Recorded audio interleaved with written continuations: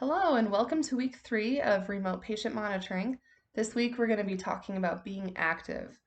ADCES stands for Association of Diabetes Care and Education Specialists, and they say that being active means doing any type of daily physical movement, whether it's structured, like a session of exercise, or unstructured, like anything that decreases the time you spend sitting. ADCES additionally recommends you should be able to safely start doing any activity that takes about the same amount of effort as your usual activities without having to get a checkup first. However, if you are not used to a lot of activity, check with your healthcare provider to get medical clearance. They can advise you on medication adjustments that might be needed and let you know if you should avoid specific activities based on your condition. Physical activity is so important for both physical and mental health. Physically, exercise helps the insulin you're using through your pump to work so much better. And often when you're regular with physical activity, if you exercise regularly, you require less insulin too because it's working so much better. Mentally, exercise releases mood-boosting endorphins that help during periods of stress, and living with diabetes can be extremely stressful. One top concern for exercise with diabetes is dropping low during exercise. So to address this, there are ways to set up temporary basal rates in your pump for periods of exercise. And it really just depends on which pump you have. So I'll go through the 3 different pumps right now. So just listen to the instructions for your specific pump. So for Medtronic, if you're using auto mode, the system won't let you set up a temporary basal rate because auto mode does its own temporary basal rates. However, with this system, you can turn on your temp target, and that increases your glucose target from 120 up to 150. So it's not as aggressive with the basal rate. If you're not using auto mode, you can manually enter a temp basal by going to the home screen in your pump, selecting basal, and then temp basal. A safe place to start is to change the basal rate to 80%, so you're decreasing it by 20%, so you're only getting 80% for 1 hour before, during, and then 1 hour after exercise. So if you're planning on going for a 30-minute walk at 4 p.m., at 3 o'clock, you'll want to turn on your temp basal to 80% for a duration of 2 hours and 30 minutes. And this is just a place to start. There are lots and lots of different options, but this is a good one to try first. So then for people with the Omnipod Dash system, you first have to make sure the temp basal feature is activated. To do this, go to the menu icon on your PDM, which is the 3 little lines in the top left corner, and then go to settings, and then select basal and temp basal, and then toggle it on if it isn't on already. So then once it's enabled, in order to actually set up a temp basal, you'll go to the menu icon again, select temp basal at the very top, and then you'll enter the rate and the duration, and then you'll confirm and then activate. So it will ask you to activate it twice, so just keep that in mind. So again, a good place to start is 80%, so you're decreasing it by 20%, so you're only getting a total of 80% of your actual basal for 1 hour before, and then during, and then also 1 hour after exercise.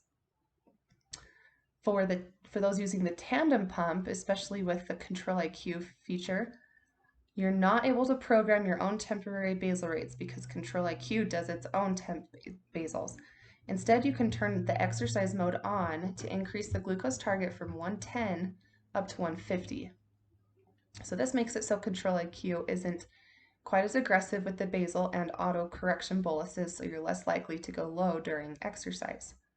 So it's best to turn your temp target or temp basal or exercise mode, depending on which pump you have, at least an hour before you plan on exercising, and can often be kept on for about an hour after. So you can experiment with that and see what works best for you. So your invitation for this week is to get more physical activity than you did last week. Start small and choose one activity that you enjoy, whether that's walking, swimming, stationary, cycling, or dancing, or anything that you really enjoy, and commit to yourself that you'll do more this week than you did last week.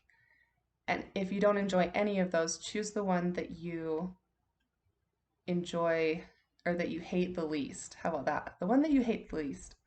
So message me through the patient portal to let me know what your exercise goal is for this week. If you have any questions about these temporary basal adjustment options, or if you need some help to plan an individualized exercise routine, please let me know through the patient portal. And always be sure to carry a form of fast-acting glucose with you wherever you exercise and whenever you exercise, whether that's juice. I always have a package of fruit snacks. You could do glucose tabs or any other form of sugar. Also be sure to wear a medical ID bracelet so that medical personnel will be able to respond appropriately when needed. And I also recommend having a form of glucagon with you. You don't have to hold it in your hand, but maybe just have it in a bag somewhere whenever you go places, especially when you're exercising. So there are 3 newer options available for glucagon. There's one of them is an inhaled glucagon where you put it in your nose and you sniff it in. Um, so there's no needle involved with that one. And then the 2 others are injections, but they are incredibly easier to use than the old glucagon kits that have the vial of sugar and the syringe with the saline or whatever's in there. So if you still have one of those, like one of the older glucagon kits, or if you don't have any at all, please let me know so we can work on getting you a prescription for a new one. And so just to recap, your homework for this week is 1, choose your favorite form of exercise or the one that you hate the least, and do that this week at least more than you did last week. So there are no rules, just do something and then let me know how that went. And then number 2, get a medical ID bracelet if you don't already wear one. Number 3, make sure to have an updated glucagon source and carry some fast-acting sugar with you whenever you exercise. And then number 4, use your temp target or temp basal or exercise mode to help prevent lows during exercise. So next week, I'll be talking about medications, and specifically insulin, obviously, and monitoring, which will include monitoring blood sugars and also your A1C. So if you're due for an A1C, I recommend scheduling with your primary care provider to get that done soon. So thanks everyone. I hope you'll have a great week.